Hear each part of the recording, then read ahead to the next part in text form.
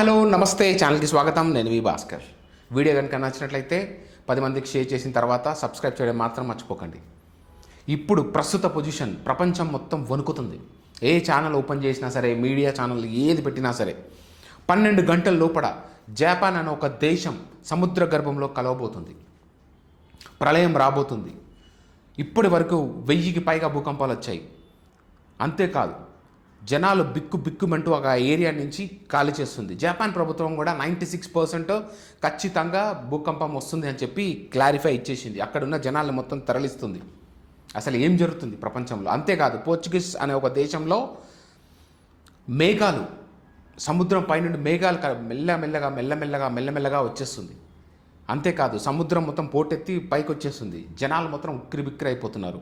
అసలు ఈ climate change అంటే ఎవరికీ అర్థం కావట్లేదు. ఒక దగ్గర 40 డిగ్రీల ఎండలో ఉంటే ఇంకో పక్కన క్లౌడ్ బర్స్ట్ అయిపోయి పడుతుంది. అసలు ఏం జరుగుతుందో ఎవరికీ అర్థం కావట్లేదు. మీరు చూడొచ్చు నేపాల్లో ఆకాశానికి చిల్లు పడ్డట్టుగా మొత్తం వరద ఉధృతి మొత్తం కిందకు వచ్చి పడిపోతుంది. అరుణాచల్ ప్రదేశ్లో అయితే ఏకంగా మొత్తం జల ప్రళయమే. అసలు ఏం జరుగుతుంది?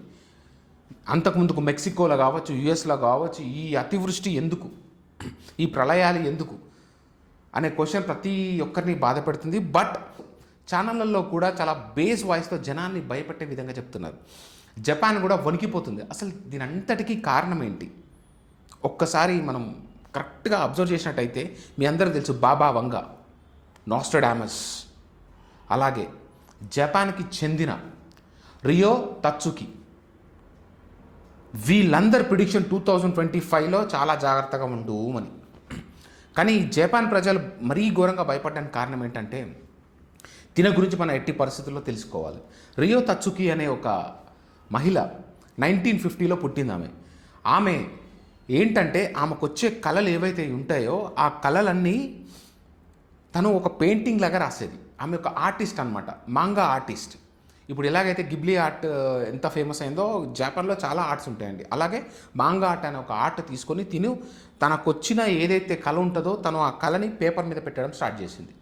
వాళ్ళమ్మ 1985 ఆ ప్రాంతంలో ఒక బుక్ ఇచ్చిందంట. అప్పటి నుంచి ఈమె ప్రిడిక్ట్ చేసి రాయడం స్టార్ట్ చేసింది.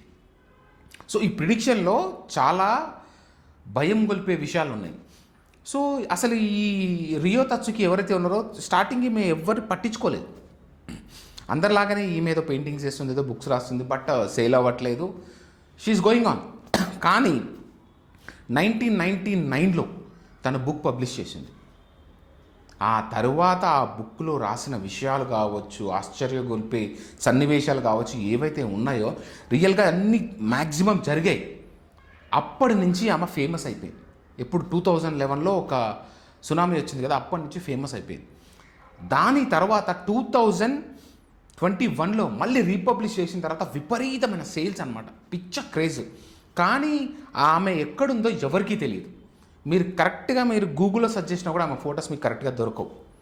అంటే పబ్లిసిటీ కోరుకోవట్లేదు తను నమ్మే సిద్ధాంతం ఏంటంటే మీకు కూడా కళలు కావచ్చు ఏదైనా వచ్చినప్పుడు మీరు పేపర్ మీద పెట్టండి అని తను నమ్ముతుంది. షీఈస్ ఎ ఆర్టిస్ట్, షీఈస్ ఎ బాన్ ఆర్టిస్ట్ అని చెప్పొచ్చు. సో తను ఏం చేసింది అంటే మిమ్మల్ని ఆశ్చర్యపరిచే విషయాలు చెప్తాను నేను. 1919లోనే కోవిడ్-19 అనే ఒక మహమ్మారి రాబోతుంది, దీనివల్ల ప్రపంచం మొత్తం స్తంభించబోతుంది అని ఆ బుక్లో రాసింది. 2020లో వచ్చిందిగా కోవిడ్. అది కాకుండా 1999లో 2011లో తొహోకు, మీ అందరికీ తెలిసిందే, 2011లో తొహోకు ఎర్త్క్వేక్ అండ్ సునామీ, దీనివల్ల దాదాపు 20,000 మంది ఎక్కడ పోయారో తెలియదు, చనిపోయారా లేకపోతే ఏమయ్యారో తెలియదు, మొత్తం గల్లంత అయిపోయారు. 20,000 మెంబర్స్. పెద్ద సునామీ. ఈ సునామీ తర్వాతనే యుగాంతం అని మూవీస్ రావడం, ఇవన్నీ జరిగినాయి. ఈ సునామీని మర్చిపోవడం ప్రపంచం ఇప్పటికీ ట్రై చేస్తుంది, కానీ ఈ సునామీని, ఇది చేసిన దారుణాన్ని మర్చిపోలేకపోతున్నారు. దీన్ని ఈమె 1990లోనే ప్రిడిక్ట్ చేయగలిగింది. అంటే ఒక్కసారి ఊహించండి. అదేవిధంగా అమెరికన్ పాప్ సింగర్ అయిన ఫ్రెడ్డీ, తిను 1991లో చనిపోవడం జరిగింది. ఇది తిను 1981లో ఆ టైంలోనే ప్రెడిక్ట్ చేసి దీని గురించి రాయడం జరిగింది, పెయింటింగ్ వేయడం జరిగింది. అసలు ఫ్రెడ్డీ అనే వ్యక్తి ఆ టైంలో ఉంటారా లేదా అని ఎవరికి తెలియదు, ఎందుకంటే జాపనీస్ కదా. ఎగ్జాక్ట్గా ఆమె చెప్పినట్టే చనిపోయారు. ఇంకా టూ మచ్ ఏంటంటే మీ అందరికీ తెలుసు డయానా ద ప్రిన్సెస్. ఈమె డెత్ అనేది అసలు మిస్టీరియస్ అండి. ఎంత అంటే మీడియా ఈమెను వెంటాడి ఇప్పుడు ప్రస్తుతము 2025లో ఉన్నాము.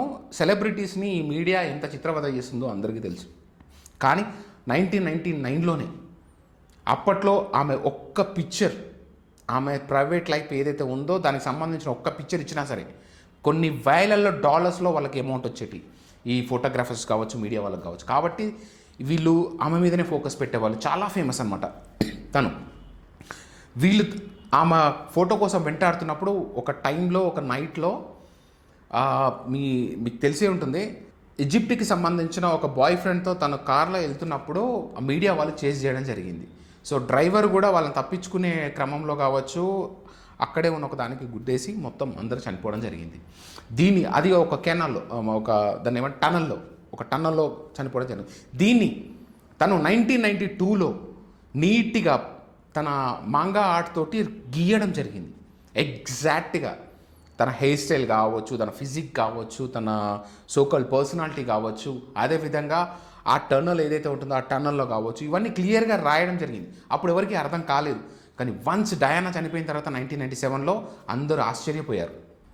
అదేవిధంగా ఇవన్నీ విషయాలు జరిగిన తరువాత ఇప్పుడు జపాన్ వాళ్ళు వణుకుతూ భయపడడం స్టార్ట్ చేశారు. ఎందుకంటే బాబా వంగా కావచ్చు, లేకపోతే వీళ్ళందరి ప్రిడిక్షన్స్ అన్నీ ఒక పక్క అయితే, ఎవరైతే రియో తత్సుకి ఉందో తను జూలై 5th 2025 జపాన్కి ఫిలిపియన్స్కి మధ్యలో ఏదైతే ప్లేస్ ఉందో ఆ లోపల తను డ్రీమ్ ఏం చేస్తుందంటే ఏదో డ్రాగన్స్ వస్తున్నట్టు, అక్కడ లోపల నుంచి ఏదో అగ్నిపర్వతం బద్దలైనట్టు, బబుల్స్ వస్తున్నట్టు, ఆ వాటర్ అంతా వచ్చి తన మీద పడిపోతున్నట్టు తన కళ.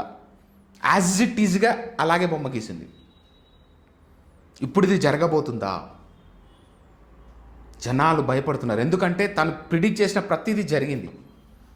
ఇది యాదృచ్ఛికం సరే, లేకపోతే ఎవరైనా సరే ప్రిడిక్ట్ చేస్తారు, ఇక్కడ సునామీ వస్తుంది, అక్కడ అది వస్తుందని ఎవరైనా ప్రిడిక్ట్ చేయొచ్చు, దట్ ఈస్ కామన్. కానీ డేట్తో సహా తను చెప్పినవి అన్నీ నిజమైనవి. అమెరికన్ పాప్ సింగర్ గురించి ఎవరికి తెలుసండి? ఎగ్జాక్ట్ డేట్తో సహా చచ్చిపోతారని చెప్పగలుగుతారా? షిట్, తను చెప్పింది. అదేవిధంగా ప్రిన్స్ డయానా గురించి చెప్పింది. ఇన్ని ప్రూఫ్స్ కంటి ముంగడ ఉన్న తర్వాత నమ్మకుండా ఎవరుంటారు? ఇది కాకుండా భవిష్యత్తు గురించి కూడా తను మాట్లాడడం జరిగింది. ఏంటంటే నాన్ హ్యూమన్ లైఫ్ ఫామ్ కాబోతుంది అని. నాకు ఒకటి అర్థం కాదు, నాన్ హ్యూమన్ అంటే చాలామంది ఏమనుకుంటున్నారంటే రోబోట్స్ అనుకుంటున్నారు. బట్ అవి రోబోట్స్ కాదు. మేబీ ఏలియన్స్ కూడా అవ్వచ్చు, లేకపోతే ఏలియన్స్ కాకుండా మన ఇండియాలో కొత్త జీవులు రావచ్చు. సారీ, మన భూమి మీద కొత్త జీవులు రావచ్చు. అదే అర్థం కావట్లేదు. హౌ? ఎందుకంటే రోబోట్ అంటే లైఫ్ ఉండదు దానికి. ఇట్స్ ఆల్ మిషన్ కదా. ఒక చిప్ ఉంటుంది, లేకపోతే మదర్ బోర్డ్ ఉంటుంది, దాని ద్వారానే వస్తుంది. బట్ లైఫ్ అని మాట్లాడుతున్నప్పుడు ఎక్కడి నుంచైనా సరే ఏలియన్స్ రాబోతున్నారా, లేకపోతే కొత్త లైఫ్ ఈ భూమి మీద పుట్టబోతుందా అన్న ఒక క్వశ్చన్ మార్క్. ఇలా చాలా ప్రిడిక్ట్ చేసింది. ప్రపంచం మొత్తం ఒకరోజు చీకట్లో ఉండబోతుంది, క్యాండిల్స్ లైట్స్ పట్టుకొని జనాలు బయటికి రాబోతున్నారు, అలాంటి ఒక రోజు మీరు చూడబోతుంది అని అంటుంది. అంటే ఏంటి? ఈ ఎలక్ట్రిక్ వ్యవస్థ మొత్తం పోతుందా? ఇంటర్నెట్ వ్యవస్థ మొత్తం పోతుందా? సిగ్నల్స్ అన్నీ వెళ్ళిపోయి డార్క్లో ఉండబోతుందా ప్రపంచం ఒకరోజు అనే క్వశ్చన్ మార్క్ అనేది ఒకటి ఉంది. ఎందుకంటే తన బుక్లో ప్రిడిక్ట్ చేయడం జరిగింది. ఇలాంటి ఎన్నో చెప్పింది, ఆశ్చర్యగొలిపే విషయాలు. ప్రిడిక్షన్ ఈజ్ డిఫరెంట్ అండ్ ఎగ్జాక్ట్గా డేట్తో సహా చెప్పడం అనేది ఇట్స్ డిఫరెంట్. 2011లో అటాక్ కావచ్చు, లేకపోతే ఇవన్నీ కావచ్చు, బాబా వంగా కానీ లేకపోతే నాస్ట్రాడమస్ కానీ ప్రిడిక్ట్ చేయడం జరిగింది. అంతెందుకు, మన పోతుల వీరబ్రహ్మేంద్ర స్వామి కూడా చాలా చెప్పడం జరిగింది, కోవిడ్ కూడా వస్తుందని, సో అండ్ సో. కానీ ఇంత యాక్యురేట్గా డేట్తో సహా చెప్పిందంటే రియా తత్సుకి. ఇప్పుడు ఈమెనే జపాన్ని భయపెడుతుంది. ఎందుకంటే తిను క్లియర్గా ప్రళయం రాబోతుందని క్లియర్ ఇంటిమేషన్ చేసింది. ఎందుకంటే తిను క్లియర్గా చెప్పడం జరిగింది, ప్రళయం ఖచ్చితంగా రాబోతుంది జూలై 5th ఎండ్ అవ్వబోతుందా, లేకపోతే జూలై 5th స్టార్ట్ అవ్వబోతుందా అనేది question mark. So we have to wait and see. ఇంకా చాలా చేసింది. కానీ మనం కరెక్ట్గా చూసుకున్నట్టయితే, సింపుల్గా ఈ ప్రిడిక్షన్స్ అన్నీ పక్కన పెడితే కరెక్ట్గా ఒకసారి ఆలోచించండి మీరు. అసలు ప్రపంచం మొత్తం ఎటువైపు వెళ్తుంది? భూమిని తవ్వి డెవలప్మెంట్ పేరుతోటి అపార్ట్మెంట్ లేపి, చెట్లు నరికేసి, డిఫారెస్టేషన్ చేసి, అడవులని అంతం చేసి, కాలువని ఆపేసి, డెవలప్మెంట్ పేరుతోటి నగరాలలో సిమెంట్ రోడ్లు, డాంబర్ రోడ్లు ఇవన్నీ వేసేసి నీటి నిల్వ లేకుండా చేసి ఆ వాటర్ అన్ని ఎక్కడికి పోతాయి? ఇంకా మినరల్స్ పేరుతోటి, లేకపోతే మైనింగ్ పేరుతోటి భూమిని తవ్వేసి ఆ యురేనియం తీసేసి దాని ద్వారా బాంబర్స్ తయారు చేసి, న్యూక్లియర్ వెపన్స్ తయారు చేసి, పెద్ద పెద్ద ఎయిర్ క్రాఫ్ట్స్ చేసి, ఇవన్నీ దేనికి ఉపయోగం? ప్రపంచ నాశనానికే ఇవి ఉపయోగం. అయినా సరే ప్రకృతి చూస్తుందంటే, ప్రకృతి ఎప్పుడైనా ఒకటి గుర్తుపెట్టుకోండి, మనం ఇంబ్యాలెన్స్ చేస్తూ ఉంటాం. మనిషికి నాశనం చేయడం తప్ప దాన్ని బాగుపరచడం తెలియదు. డెవలప్మెంట్ పేరుతోటి మనం కళ్ళు మూసుకొని పోతూనే ఉన్నాం. చైనా లాంటి దేశం మొత్తం కుప్ప కూలిపోతుంది. మీరందరికీ తెలుసు, 3 ఫ్లోర్ల పైకి వాటర్ వచ్చింది. రోడ్లన్నీ కొట్టుకుపోతున్నాయి, బ్రిడ్జెస్ అన్నీ కూలిపోతున్నాయి, మనుషులందరూ చచ్చిపోతున్నారు. పెద్ద పెద్ద డ్యాములు కట్టడం కాదు, కరెక్ట్గా ఆలోచించాలి మనం.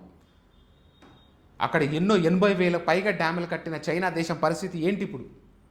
ప్రపంచాన్నే శాసిస్తున్నా అన్న ఒక పేరుతోటి ఉంటుంది కదా, ఇప్పుడు మొత్తం సర్వనాశనం అయిపోతుంది. నేపాల్లో మొత్తము క్లౌడ్ బర్స్ట్ అవుతుంది, మీరు చూసే ఉంటారు కొన్ని వీడియోస్లలో. మనం కూడా ఇప్పుడు ఈస్ట్ సైడ్ ఏవేవైతే ఉన్నాయో అక్కడ మొత్తం ఎప్పుడు చూసినా ఏదో ఒక వరదల ఉధృతి, లేకపోతే ఆ క్లౌడ్ బర్స్ట్ కావడం, వాటర్ పోవడం, జనాలు మొత్తం ఆ బురదలో ఇరుక్కుపోవడము, ఆ ఇల్లు కొండలపై నుంచి కొండ చర్యలు ఇరిగిపోయి కింద పడిపోయి ఇవన్నీ జరుగుతున్నాయి. ఒక సైడ్ నుంచి మొత్తం కొండలు గుట్టలు అవన్నీ తవ్వేసిన తర్వాత ఇంబ్యాలెన్స్ అవుతుంది. ఇప్పుడు ఈ ప్రకృతి బ్యాలెన్స్ చేసుకుంటుందా? ఆ బ్యాలెన్స్ ప్రక్రియలోనే ఇప్పుడు ఇవన్నీ జరుగుతున్నాయని ఒక పెద్ద క్వశ్చన్ మార్క్. ఈ ప్రకృతిని మొత్తం తవ్వి నాశనం చేసి, వాటిని పిండి పిప్పి చేసి, అందులో నుంచి తీసిన మినరల్స్ కావచ్చు, మైనింగ్స్ కావచ్చు, యురేనియం కావచ్చు, ఎక్సెట్రా ఎక్సెట్రా ఎక్సెట్రా తోటి మళ్ళీ మన నాశనాన్ని మనమే చేసుకుంటున్నాం. ఇలాంటి క్రమంలో ప్రకృతి తన మనుగడ నిలుపుకోవడం కోసం, మళ్ళా తనను కాపాడుకోవడం కోసం బ్యాలెన్సింగ్ చేసుకుంటుందా? ఈ బ్యాలెన్సింగ్లో మనుషుల ప్రాణాలు పోవచ్చు, నగరాలు మునిగిపోవచ్చు, ఇంకా ఏమన్నా కావచ్చు. ఎందుకంటే పాస్ట్ హిస్టరీనే చెప్తుంది మనకి. ఎప్పుడైతే ప్రకృతి సమతుల్యం దెబ్బతింటుందో, ప్రకృతి స్వయంగా ఈ డిజాస్టర్స్ చేసి తనని తాను మళ్ళీ సమతుల్యం చేసుకుంటుంది. దానికి ఎగ్జాంపుల్ గుజరాత్ పక్కకే ఉన్న ద్వారక గురించి మీకు ఐడియా ఉంటుంది. అదే కాకుండా అప్పుడప్పుడు అడప మనకు తెలుస్తూ ఉంటుంది, సముద్రంలో నగరాలు ఉన్నాయి అని. అంటే దాని అర్థం ఏంటి? ఎప్పటికప్పుడు మారిపోతాయి. అట్లా ఉన్నట్టు కూడా మనకు తెలియదు. అంటే ఏంటి? కొన్ని వేల సంవత్సరాల నుంచి ఇదే జరుగుతుంది. ఎప్పటికప్పుడు ప్లేసెస్ చేంజ్ చేసుకుంటూ ఉంది. మీరు చూడొచ్చు, ఆఫ్రికా నుంచి ఒక పార్ట్ వచ్చి ఇండియాలో కలవబోతున్నట్టు చెప్తున్నారు. సో ఇదంతా దేనికి సంకేతం? ఖచ్చితంగా సునామీ మాత్రం రాబోతుందని ప్రిడిక్షన్స్ అయితే వస్తున్నాయి ఫ్రెండ్స్. సో ఇది ఫ్రెండ్స్, ఈ ప్రిడిక్షన్ వెనకాల నాస్ట్రాడమస్ కావచ్చు, పోతులూరి వీరబ్రహ్మేంద్రం కావచ్చు, బాబా వంగా కావచ్చు, లేకపోతే రియో తత్సుకి కావచ్చు, వీళ్ళందరూ ఇంత పర్ఫెక్ట్గా ప్రిడిక్షన్ ఎలా చేయగలిగారు అనేది పెద్ద క్వశ్చన్ మార్క్. మీకు వీలుంటే ఈమె ఎవరైతే రియో తత్సుకి అని ఎవరైతే ఉన్నారో, తను ద డ్రీమ్ ఐ సీ అని చెప్పి ఒక బుక్ రాసింది పిక్చర్స్తో. వీలుంటే మీరు అది చూడడానికి ట్రై చేయండి. సో ఇది ఫ్రెండ్స్ మన ఈరోజు ఎపిసోడ్. సో ఉన్నట్టు చెప్పడానికి ట్రై చేశాను. వీడియో కనుక నచ్చినట్టయితే షేర్ చేయండి, అలాగే సబ్స్క్రైబ్ చేయడం మాత్రం మర్చిపోకండి friends. Thank you so much.